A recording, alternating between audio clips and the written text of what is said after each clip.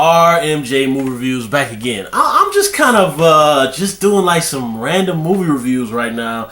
I actually looked in my video catalog and I just decided I always wanted to review this movie. So everybody, there's tons of YouTubers who talked about it, but I ain't talked about it yet. So we're gonna review the 1991 underappreciated, forgotten amongst general audiences, underrated, Tony Scott directed, Shane Black written, Bruce Willis Damon Wayans starring, The Last Boy Scout from 1991. I've been wanting to talk about this one for a long time. Oh boy, what can I say about The Last Boy Scout?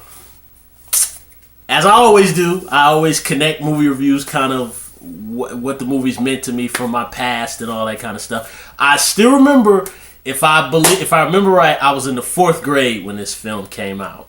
And I think this film was released, I think it was winter of 1991. But I still never forget watching TV and they showed the previews for The Last Boy Scout, and it had that cool shot of the camera going in on Bruce Willis, and Bruce Willis goes, "This ain't no game, Flash." And then it shows like the girls dancing, and then like the football flying through the air, and the doors open, and Bruce Willis has got that cool pose. Oh my God. This movie, man, I just remember when I saw that TV trailer for The Last Boy Scout when I was 10 years old. I remember a part of me, and the part where Damon Wayans throws the football, and the football exploded, and then you see Bruce Willis running with the 2 guns. Shoot, oh my. And then when the bad guy sticks the knife to his face and goes, "I just want to hear you scream," and Bruce Willis goes, "Play some rap music." Oh my God, man. It was the most awesome action movie preview. I had like it. I mean, The Last Boy Scout has got one of the most phenomenal trailers. I mean, keeping it real, the trailer is better than the movie itself, but who cares about that? It's just an awesome freaking trailer, man. It's fantastic. On to the film itself. I remember I really wanted to see the film, but obviously I was 10, so I wasn't old enough to see the film. I didn't see the film until it came on video in 1992. I saw it over my best friend's house, who we used to live around the corner from each other at the time. We don't live in those houses anymore, neither do our mothers. But and when I saw it on video, I was kind of taken aback at how really down and dirty it was. I mean, up until that time, this was like Bruce Willis's, I think, 4th action film, because this came after Hudson Hawk, and I think I'll review Hudson Hawk later because I like Hudson Hawk, shamefully admitting it. So, but I had seen it on video, and I was kind of taken aback at how like down and dirty it was. The movie opens, Bruce Willis's character is sleeping in a car, and they throw a dead what is it called, squirrel on him.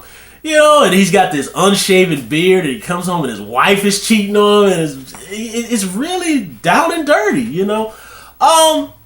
When I finally seen the film all the way through on video, I was a little disappointed by it.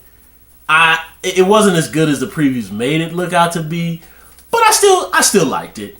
But I just liked it. But generally, over the years, after rewatching it over and over again, I've come to appreciate what it was Shane Black, who wrote Lethal Weapon and Lethal Weapon 1 and The Long Kiss Goodnight, is that really he was just trying to make a neo-noir detective film. So Last Boy Scout wasn't really, even though it was produced by Joe Silver, who produced all the famous action pictures of the 80s, and Die Hard 1 and 2 up to this point when this film came out. So it kind of has the 80s, early 90s action cliches, but really, it really at its heart is a detective movie. And when I look at it as a detective movie, I appreciate it a lot more. It really, is The Last Boy Scout a great action film? No. It's a decent action picture, but I think it's a really good, seedy detective movie, in my opinion. And I honestly think Joe Hallenbeck is one of Bruce Willis's most fantastic characters. I actually even like Joe Hallenbeck more than I like John McClane. Now, I love John McClane. He's badass. He's cool. But Joe Hallenbeck is just... I mean, Bruce Willis is in full Bruce Willis is cranked up to a whole nother level in this picture, man. One of the things this movie is most remembered by, especially for like people who are like my age, who remember seeing the film when we were young, is just the one-liners. This Shane Black, I think when his script is handled by the right people, I mean, they could really highlight his strengths, which is just the one-liners, the quippy comebacks, and Bruce Willis can just deliver those kind of sardonic, just smart-ass comments. And to add in Damon Wayans, who is a stand-up comedian, but you got him playing a dark character role, which that was a good hook. So you got like one person who's good at improv, and you got a stand-up comedian, and Damon Wayans and Bruce Willis' chemistry in this movie is it's fantastic. It's a shame that from what I read, the movie got like killed at the box office by Star Trek VI: The Undiscovered Country.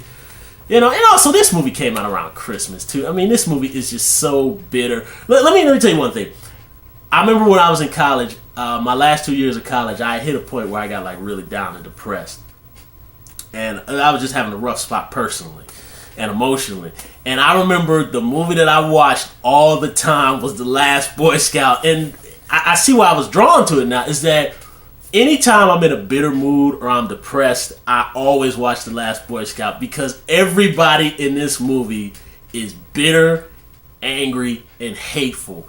And according to sources, when they shot this movie, apparently Tony Scott, Bruce Willis, and Joe Silver I know this is the other way around. It was that Bruce Willis and Joe Silver didn't get along with Tony Scott. And apparently just like everybody hated each other. And this movie had a really troubled production. The guy who plays Milo, I think Taylor Negron is his name, but this guy has passed away. But I read an article on the internet where he said that, doing a big budget Hollywood movie is fun. But, he didn't directly say it, but he hinted that, there was a couple scenes him and Bruce Willis had, and I guess he flubbed a line or something, said Bruce Willis kind of just was like, and went like that. So he didn't directly say it, but he kind of hinted Bruce Willis might be an asshole. So, what Kevin Smith says might actually have merit. But this is a fantastic picture. I really, it's just really a shame that people just don't appreciate it. Matter of fact, I had bought this DVD from Walmart from the bargain bin, and a buddy of mine, friend of mine who I went to school with, he actually saw that I had in my DVD collection. He was like, "The Last Boy Scout," and he started laughing. And just people just don't appreciate this film. I mean, it's beautifully shot. Granted, I can understand that it's so down and dirty, and it's so angry, and it's such a bitter movie that I can understand how it could turn people off. For me personally, I like it. I just think it's the type of movie it's supposed to be. It's supposed to be down and dirty, so I like it. It's very well shot. I think the performances in it are very well done. I just really think this is one of Bruce Willis's most fantastic characterizations. Out of Damon Wayans' early part of his film career, this is definitely one of his strongest roles, I think, that he ever played. I wish there would have been a sequel, but the movie, I think it only made like $60 million, which, to you or I, we could do tons with, but apparently to Hollywood producers is like, 50 cents. So, but it's just pretty much Bruce Willis is a detective. He got kicked out the CIA because, this a-hole senator who likes to beat up girls, Bruce Willis beat him up because the guy was beating up some chick. He lost his job, so now he's a seedy detective. Damon Wayans is a former NFL player for the LA Stallions.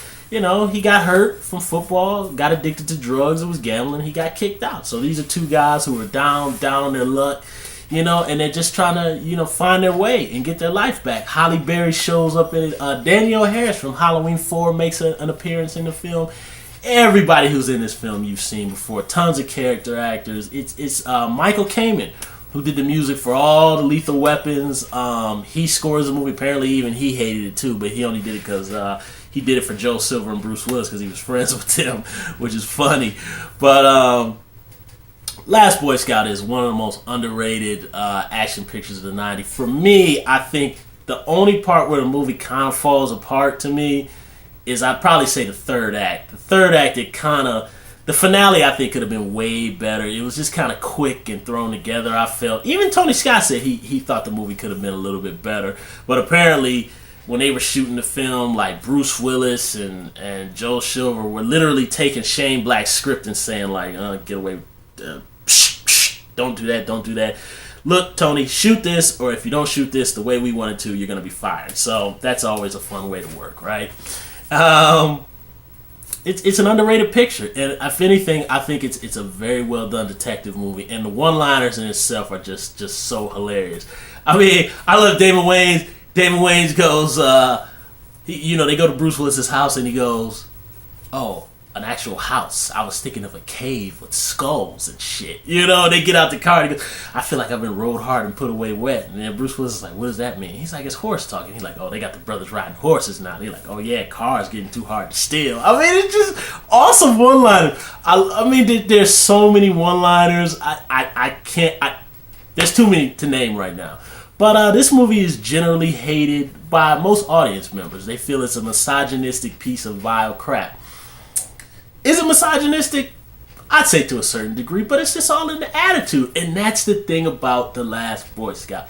This movie has an attitude, just a complete carelessness, cruelty, meanness, and I don't give a blank attitude that they just don't make action pictures like this anymore, And this movie is like true alpha male. And I really miss these kind of, really the Expendables movies should have had this kind of tone. But, they don't have the balls to make a movie like this anymore. But Last Boy Scout, underrated classic. God, I'm throwing this review together really quickly because I got to go to work. But if there's things that I missed about The Last Boy Scout, please, guys, subscribe to my channel. Talk about some stuff that I missed. Maybe some behind-the-scenes history. I've never actually heard Bruce Willis or Damon Wayans ever talk about this movie in the press since it came out. So I don't know if you guys have any information out there. Please leave it in the comments section. Like my videos, subscribe to my channel. Let's just talk about The Last Boy Scout, guys. I'm sorry, I gotta go to work. Maybe I'll do a part 2 to this. But this movie's just awesome. It's awesome. It's underrated. We need a special edition with a commentary, the trailers, behind the scenes. We need it all. That's my review of The Last Boy Scout, guys. I think I'm just going to end my review by saying water is wet, the sky is blue, women have secrets, and who gives a fuck? RMJ Movie Reviews. I'll talk to you soon.